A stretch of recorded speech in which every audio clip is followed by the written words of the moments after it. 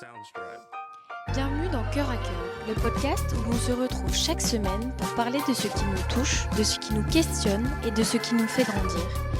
Moi c'est Clem et ici, on prend un moment pour se poser, pour échanger et pour se sentir moins seul. Alors, que tu sois dans les bons moments ou les jours les plus sombres, que tu cherches des réponses ou juste un espace où être toi-même, installe-toi bien. Parce qu'ensemble, on va plonger dans ce qui fait battre nos petits cœurs. Prêt pour ce moment cœur à cœur ? Salut tout le monde, j'espère que vous allez bien. Ça fait très longtemps, j'abuse un peu, ça fait 2 mois qu'on ne s'est pas retrouvés, vous et moi, pour un podcast cœur à cœur. J'ai eu besoin de décompresser, de rentrer, de me remettre un petit peu de toutes mes émotions parce qu'il y a eu beaucoup de choses qui se sont enchaînées entre la fin des études. Je suis partie ensuite en Thaïlande. Me voici maintenant en service civique au Canada pour 10 mois. Donc l'objectif, c'est vraiment que pendant ces 10 mois, j'en profite pour vous partager un petit peu ma vie, ce que je fais pendant mon service civique et aussi bien sûr de vous créer plein de contenus très très cool et faire des podcasts. Donc c'est ce que je fais aujourd'hui. Aujourd'hui j'avais envie de vous parler de mon histoire avec le féminisme parce que donc on est le 8 mars, donc c'est la journée des droits de la femme. Donc j'avais envie un petit peu de vous expliquer le parcours que j'ai pu avoir avec le féminisme et comment aujourd'hui je le vis au quotidien, qu'est-ce que je fais pour encore plus me cultiver ou en tout cas en apprendre davantage. Donc c'est ce qu'on va voir aujourd'hui. Donc moi, le féminisme, je pense que ça fait 2 3 ans que je dirais que vraiment je m'y intéresse. Avant, c'est pas que je m'y intéressais pas, mais j'ai l'impression que c'était pas vraiment une cause qui me touchait. Enfin, c'est assez ouf de dire ça en tant que femme et surtout aujourd'hui, maintenant que je suis plus éclairée, je dirais, c'est assez compliqué pour moi de comprendre qu'avant, je me sentais pas concernée par ces causes-là. Sûrement par un confort de vie qui me permettait de pas avoir à trop me poser de questions. Mais en même temps, je sentais bien qu'il y avait des choses parfois qui se passaient, que ce soit au travail ou dans la rue, ou même des réflexions parfois de proches. Et je sentais bien que le fait que je sois femme, j'avais des choses que je vivais qui n'étaient pas forcément normales, on va dire, ou du moins acceptables, et que ça venait vraiment me chercher et me toucher, mais je savais pas vraiment pourquoi. Je me disais juste que c'était la vie et que c'était comme ça. Mais je sentais quand même au fond de moi qu'il y avait des choses qui n'étaient pas normales. Et c'est en discutant en fait avec des amis et même d'avoir été en école, je pense que ça m'a vraiment permis de m'éclairer puisque je suis tombée sur un groupe de femmes vraiment incroyables et qui, elles, étaient plutôt éclairées sur les sujets. Et en fait, c'est là que je me suis rendu compte que, bah, en fait, je m'y connaissais pas du tout. J'avais pas du tout conscience même de ce qu'était le féminisme. Je pense que j'avais une idée même très péjorative de ce que ça pouvait être. Je voyais un peu les féministes comme des femmes un peu enragées qui avaient la haine contre les hommes et qui étaient un peu aussi contre les femmes parfois. Parce que ça m'est arrivé de me prendre des réflexions parfois de, par exemple, pour la pilosité ou des choses comme ça. Moi, c'est quelque chose avec lequel j'ai encore du mal et du coup de voir ou de me prendre des réflexions parfois de certaines en mode ouais, tu t'épiles, du coup, t'es pas vraiment féministe. Enfin, j'extrapole un peu, mais c'était un peu ça quand même le fond de ce qu'elle voulait me dire. Et du coup, j'ai toujours un peu pris le féminisme, en tout cas les femmes engagées, comme quelque chose de pas d'extrême, mais je le prenais pas bien en tout cas, d'extérieur. Et ensuite, mon regard a changé, donc je me suis vraiment renseignée. Donc ça a été au début, ouais, comme j'ai pu vous le dire, des discussions avec des amis. Après, ça a été des lectures, ça a été des podcasts, ça a été de regarder des reportages. Mais je crois que c'est vraiment la lecture qui m'a le plus éveillée. Et je me suis rendu compte que j'avais beaucoup laissé aussi la lecture derrière moi. Parce qu'on a l'habitude de consommer tellement de réseaux, enfin de... Ouais, on a l'habitude en fait de consommer beaucoup via les réseaux sociaux, via les, via les écrans en fait. Et j'avais un peu délaissé la lecture alors que c'est quelque chose que j'appréciais beaucoup. Et je me suis remise à lire. Et franchement, j'avoue que ça m'a fait énormément de bien. Après, je ne me mets pas de pression pour lire, parce que ce qui est difficile en fait, c'est que plus tu te renseignes sur le féminisme, et plus ça te fait du mal en fait, parce que quelque part de savoir, ça t'ouvre un petit peu les yeux et ça t'enlève les œillères que tu as pu te mettre et aussi les choses que tu as pu faire vivre à d'autres femmes, etc. Et en fait, tu te rends compte que bah, toi-même, en fait, tu es dans une posture que tu n'as pas forcément choisie, qui a été un peu subie, ou du moins qui est dirigée, cadrée, je dirais, par la société et par le rôle aussi qu'on a envie de nous donner, ou en tout cas qu'on adopte pour pouvoir être accepté dans la société. Et du coup, c'est dur aussi de se rendre compte de ça. C'est dur de le voir partout aussi.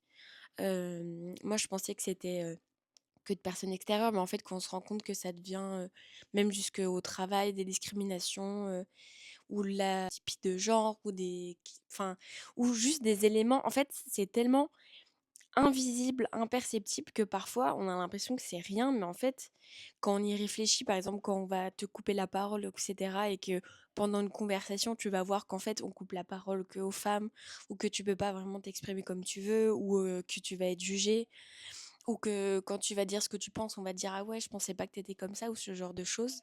En fait, il y a un climat qui est instauré, mais c'est tellement silencieux qu'on se rend pas forcément compte. Et du coup, de lire et de se renseigner, ça ouvre vraiment là-dessus.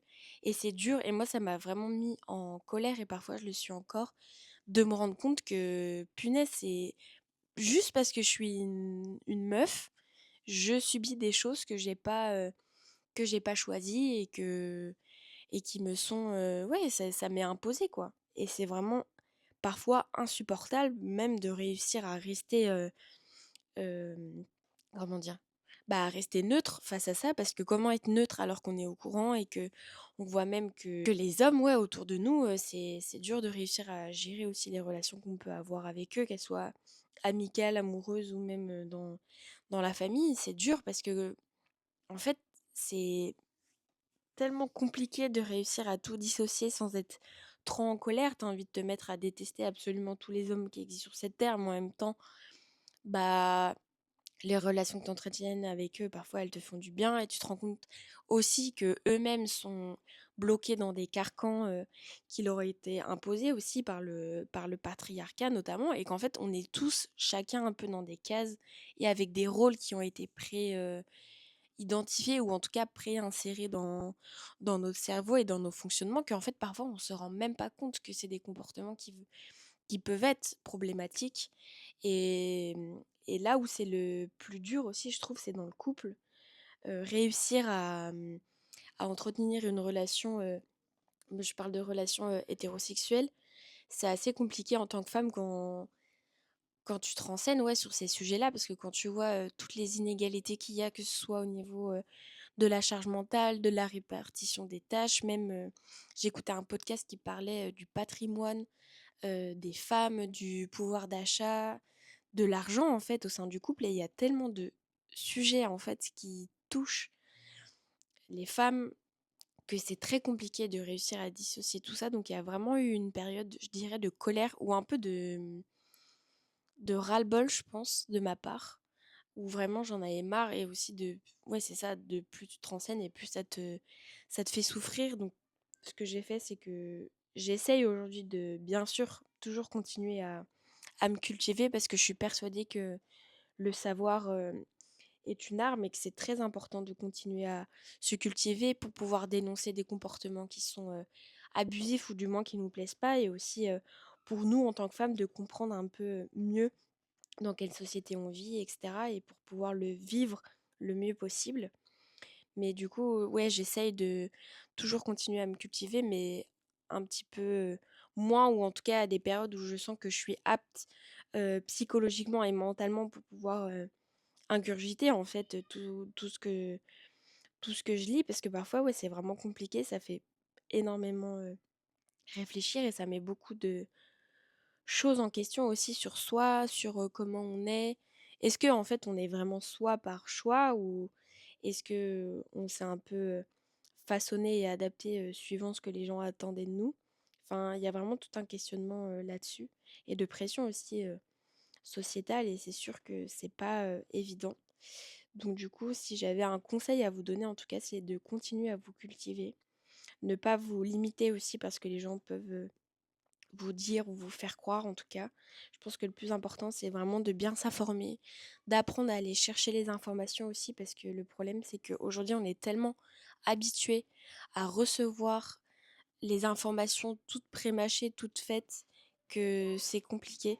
En fait, le problème, c'est qu'on a la flemme d'aller chercher parce que vu que les informations viennent à nous via la télé, via les réseaux sociaux, que on fait plus l'effort d'aller chercher, on devient feignant en fait, alors que aujourd'hui on a la chance d'avoir accès à tout, mais en fait on va rien chercher parce que on préfère que ça vienne directement à nous plutôt que faire l'effort de croiser, de vraiment voir la pertinence de ce qu'on entend, de ce qu'on est en train de lire et de pourquoi pas le remettre en question. En fait, on se, on se mal informe et on préfère rester dans cet état de mal information et du coup parfois répéter des choses qui peuvent être fausses ou en tout cas pas très pertinentes ou scientifiquement prouvées ou ce genre de choses. Et en fait, on répète un peu ce qu'on a entendu de ce que notre pote nous a dit ou quoi. Et en fait, on va pas forcément chercher à confronter la vie ou en tout cas aller chercher notre vérité ou ce qui nous paraît être vraiment concevable en tout cas en termes d'information. Et ça, je pense que c'est un vrai danger dans le sens où ça veut dire qu'on peut nous faire un peu croire tout et n'importe quoi. Et c'est pour ça que je pense que la période où j'étais pas, où je me sentais pas concernée en tout cas par le féminisme, il y a beaucoup de choses, je pense, qu'on a pu me mettre aussi dans la tête parce que j'étais pas forcément renseignée. Et du coup, ça permet. En fait, ça, vu que la culture est un pouvoir, si toi, tu te cultives pas, t'inquiète pas, les autres, ils sauront très bien comment te parler pour pouvoir te manipuler comme ils veulent. Enfin, après, je dis pas que c'est le cas de tout le monde, mais je dis juste que si toi, tu n'as pas les armes pour pouvoir, par exemple, argumenter lors d'une conversation ou quoi que ce soit, ou que les gens te disent des choses et que tu gobes absolument tout ce qu'on te dit, bah, en fait, tu vas être une éponge, en fait, à tout ce qui va être dit et tu vas pas forcément, chercher à savoir et ça peut te mettre dans des situations très inconfortables où tu peux même, bah, croire en des choses qui sont pas forcément, réelles. Donc voilà, toujours important d'aller chercher vraiment des sources et des sources croisées pour ne pas avoir l'avis d'une seule personne parce que les médias, c'est très influencé par la personne qui l'écrit ou ce qu'ils veulent faire entendre. Donc toujours aller chercher l'information et la croiser le plus possible et trouver ce qui vous fait du bien. Après, je sais que c'est compliqué aussi de devoir suivre l'actualité, notamment en ce moment avec toutes les dénonciations qu'il y a de personnalités publiques qui ont eu des problèmes, que ce soit de viol, de violences domestiques, sexuelles. Enfin, c'est vraiment un peu catastrophique de voir ça. Et en tant que femme, c'est très dur, je trouve, d'entendre ça absolument tous les jours.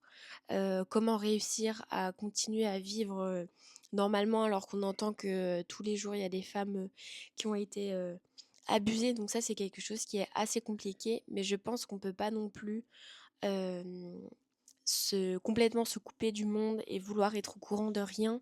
Je pense qu'en tant que citoyen, on a quand même un devoir minimum d'être au courant des choses. Après, c'est à nous de décider de la manière dont on veut être informé. Mais je pense que ne pas se tenir au courant de l'actualité, c'est un peu une forme de fuite et enfin, on peut pas vouloir comprendre le monde et vivre dans un monde si on veut pas essayer un minimum de ouais, d'apprendre et de le comprendre un peu mieux et en tout cas moins subir ce qu'on peut vivre. Donc voilà, sortir un petit peu aussi de l'ignorance, je pense que ça peut être aussi un bon conseil, même si je sais que c'est pas toujours évident. Mais en tout cas, faites-le à votre rythme et ne vous laissez jamais imposer des idées ou ce genre de choses. Et surtout, si vous n'êtes pas d'accord, vous avez le droit de l'exprimer. Voilà. En tout cas, j'espère que cet épisode vous aura plu. J'ai très hâte de continuer à vous faire des petits épisodes. J'aimerais bien vous en sortir un par semaine. N'hésitez pas à me laisser un commentaire si l'épisode vous a plu, si vous avez envie que je parle d'autres sujets ou si vous avez des questions. Enfin, n'hésitez pas. Suivez-moi aussi sur Insta. Je vais essayer d'être beaucoup plus active et surtout régulière. Et voilà. En tout cas, j'espère que vous allez bien. Prenez bien soin de vous et on se retrouve la semaine prochaine. Bisous!